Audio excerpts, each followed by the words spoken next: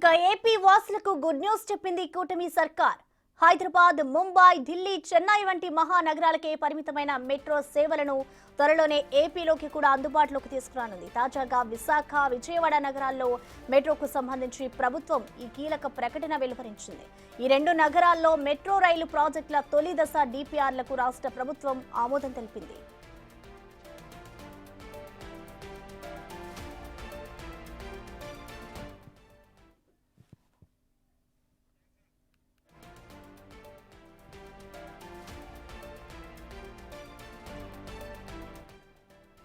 Metro రైలు ప్రాజెక్టుపై కూటమి ప్రభుత్వం ప్రత్యేక దృష్టి కేంద్రీకరించడంతో కార్యాచరణ పరుగులు పెడుతోంది. తొలి దశలో 3 కారిడార్లలో 46.23 కిలోమీటర్లు మెట్రో రైలు ప్రాజెక్టును నిర్మించనున్నారు. అందులో విశాఖ స్టీల్ ప్లాంట్ నుంచి కొమ్మాది వరకు 34.4 కిలోమీటర్లు ఒకటో కారిడార్, గురుద్వార్ నుంచి పాత పోస్టాఫీస్ వరకు 5.8 కిలోమీటర్లు రెండో కారిడార్, తాడిచెట్లపాలెం నుంచి చిన్న వాల్తేరు వరకు 6.75 కిలోమీటర్ల వరకు మూడో కారిడార్ నిర్మాణం చేపట్టనున్నారు విశాఖ మెట్రో రైల్ ప్రాజెక్టు అధికారులు.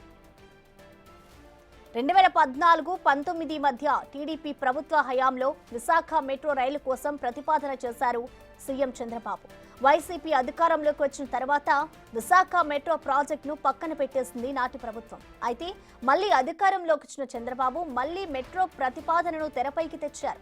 తాజా నిర్ణయంతో విశాఖ నగర ప్రజలు సంతోషం వ్యక్తం చేస్తున్నారు. ఇక దీనిపై మరింత సమాచారాన్ని మా ప్రతినిధి రాజు అందిస్తారు. రాజు, ముఖ్యంగా తెలుగు రాష్ట్రాలకు సంబంధించి మెట్రో ట్రైన్ ఎక్కాలంటే ఖచ్చితంగా హైదరాబాద్ వచ్చినప్పుడు మాత్రమే చాలామంది ఆ మెట్రో జర్నీ చేస్తూ ఉంటారు. అదేవిధంగా ఇతర ప్రాంతాలకు అటు ఢిల్లీ కానీ ముంబై కానీ ఇట్లాంటి ప్రాంతాలకు వెళ్ళినప్పుడు మెట్రో జర్నీ చేసి ఫోటోలు తీసి సెల్ఫీలు తీసుకుని వాటన్నింటినీ షేర్ చేస్తూ ఆనందిస్తున్నటువంటిది అయితే చూస్తాం. కానీ అట్లాంటిదే ఇప్పుడు విశాఖపట్నానికి కూడా ఆ మెట్రో ప్రాజెక్ట్ రానుంది. ఇప్పటికే రాష్ట్ర ప్రభుత్వం డిపిఆర్ తయారు చేసినటువంటి పరిస్థితి కనిపిస్తుంది. ముఖ్యంగా మెట్రో ప్రాజెక్టుకి సంబంధించి కూడా, ఎందుకంటే విశాఖపట్నానికి సంబంధించి ఇప్పటికే చాలా విశాలమైనటువంటి రోడ్లు ఉన్నటువంటి నేపథ్యంలో ఈ మెట్రో ప్రాజెక్ట్ని వాళ్ళు తెర మీదకి తీసుకురావడం కానీ పూర్తి చేయడం కానీ పెద్ద కష్టమైనటువంటి పని ఏమీ కాదు. ముఖ్యంగా రాష్ట్ర ప్రభుత్వం డిపిఆర్ తయారు చేసి ఎంచుకున్నటువంటి రూట్ కారిడార్లకు సంబంధించి అయితే ఇప్పటికే వెడల్పైనటువంటి రోడ్లు భూసేకరణ కూడా చేయాల్సినటువంటి పరిస్థితి అయితే కనిపించడం లేదు. సో దీంతో చాలా ఈజీగా ఈ మెట్రో రైల్ ప్రాజెక్ట్ అనే దాన్ని ముందుకు తీసుకురావచ్చు అనేది రాష్ట్ర ప్రభుత్వం చేస్తున్నటువంటి ఆలోచన. దీనిలో భాగంగానే డిపిఆర్ అయితే రెడీ చేసినటువంటి పరిస్థితి కనిపిస్తుంది. 2014 నుంచి 19 వరకు కూడా ఈ మెట్రో ప్రాజెక్ట్ని తెర మీదకి తీసుకొచ్చినటువంటి పరిస్థితి అయితే ఉంది. కానీ తర్వాత ప్రభుత్వం మారడం, వైసీపీ ప్రభుత్వం వచ్చిన తర్వాత అసలు మెట్రో ప్రాజెక్టు ప్రస్తావనే లేకుండా పోయినటువంటి పరిస్థితి ఉంది. మళ్ళీ కూటమి ప్రభుత్వం అధికారంలోకి వచ్చినటువంటి నేపథ్యంలో అటు విశాఖ అభివృద్ధిలో భాగంగా ప్రస్తుతం అయితే ఆ మెట్రో ప్రాజెక్ట్ని తెర మీదకి తీసుకొచ్చినటువంటి పరిస్థితి కనిపిస్తుంది. మొత్తము ఇది 3 కారిడార్లలో తొలి దశని ఏర్పాటు చేయాలనేది రాష్ట్ర ప్రభుత్వ ప్రతిపాదనగా అయితే కనిపిస్తున్నటువంటి పరిస్థితి ఉంది.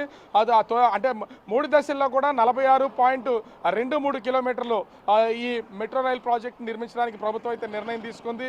విశాఖ స్టీల్ ప్లాంట్ నుంచి కొమ్మాది వరకు 34.4 కిలోమీటర్లలో మొదటి కారిడార్ని, అదేవిధంగా గురుద్వార్ నుంచి పాత పోస్ట్ ఆఫీస్ వరకు 5.8 కిలోమీటర్లు రెండో కారిడార్ని, తాడిచెట్లపాలెం నుంచి చిన్న వాల్తేరు వరకు 6.75 కిలోమీటర్లు మూడో కారిడార్ నిర్మాణం అయితే చేపట్టడానికి మొత్తం ఏర్పాటు చేసినటువంటి పరిస్థితి కనిపిస్తుంది.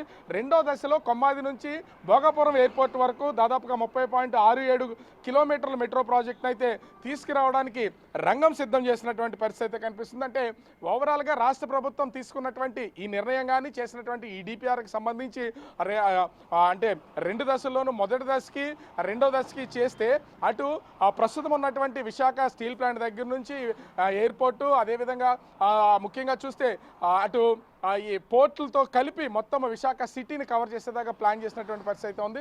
ఓవరాల్గా చూస్తే ఈ విశాఖ వాసులకు మాత్రము ఈ మెట్రో ప్రాజెక్ట్ అనేది ఒక కొత్త అనుభూతిని ఇస్తుంది. ఎప్పటికీ నెరవేరిన ఒక కలగానే ఈ మెట్రో ప్రాజెక్ట్తో పాటుగా విశాఖకి రైల్వే జోన్ విషయంలో కూడా అడుగులు పడుతున్నటువంటి నేపథ్యంలో విశాఖ వాసుల్లో ఆనందం వ్యక్తం చేస్తున్నటువంటి పరిస్థితి కనిపిస్తుంది. Prasanna. Okay Raju, thank you.